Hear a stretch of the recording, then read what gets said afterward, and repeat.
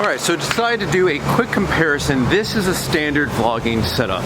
This is on an SL2, Canon Rebel SL2, and right here we have a 10 to 18 millimeter lens. This is what everyone uses. This gets you this whole, you can see everything back here. You can focus in on yourself if you just want to get tight. But what we're also going to be looking at is the DJI Osmo Pocket.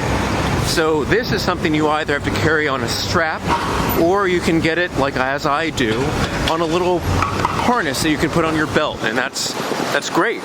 It's really, really good. But the thing is, it's big, and sometimes you don't want to carry all of this. So instead of this, we have this. This is the DJI Osmo Pocket, and already you can see here, this is a fixed length, and I think it's 20 something millimeters. So it's going to be a lot closer on you, and while you can't see a whole lot of what's going on the other side, it is tiny and compact, and it can fit inside your pocket instead of, you know, being on the side of my hip. Right here, if you can see that. So it's just an amazing way of doing this, and when it works properly, it has face tracking. Like so. So you don't even have to think about anything. Put the camera over here, follows my face. Over here, not doing anything, I can just talk, I can look at what I'm looking at. It's great. A little bit of a problem though is if you have the face tracking on, it'll focus on the face, but let's say you're trying to show off, take a look at this new glove that I just got, it's really gonna focus on the face, not on anything else. And that's a little bit unfortunate. The Canon system right now with the dual pixel autofocus, I believe that's what it's called, that will easily be able to focus on whatever you have, and you also have a wider range so you can, you know, talk about whatever product you have in front of you, you know, what you're eating currently, and it just works out fine. But for ease of just what you have with you, this you cannot beat. But if you are looking for versatility, this is what you're gonna have.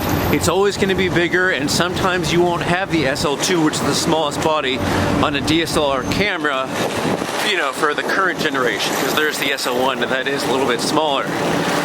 But you have two sides. What I really like is that I can take the DJI Osmo Pocket with me. I don't even have to think about it. I can just leave with it. It's in my pocket. Although if it is raining, I'm kind of not going to bring it out because I don't want to ruin it. Some of these DSLRs, they are weather sealed, which doesn't mean waterproof. It just means that they can take some rain, and if you have the right lens on them, that's also going to be protected. So a lot of good things with this. So it's really up to you. Do you want to carry something larger like this and have more versatility, or do you want the extreme compactness with face tracking and, you know, give up a little bit? Just, it's entirely up to you. By the way, the DJI Osmo Pocket, that goes for $350. This one, the body starts at $450, and whatever lens you put on, this one in particular goes for about $279. So really, again, up to you. I'm gonna put a link in the description below for both of these so you can check both of them out. All right, make your choice, and I'll see you guys later.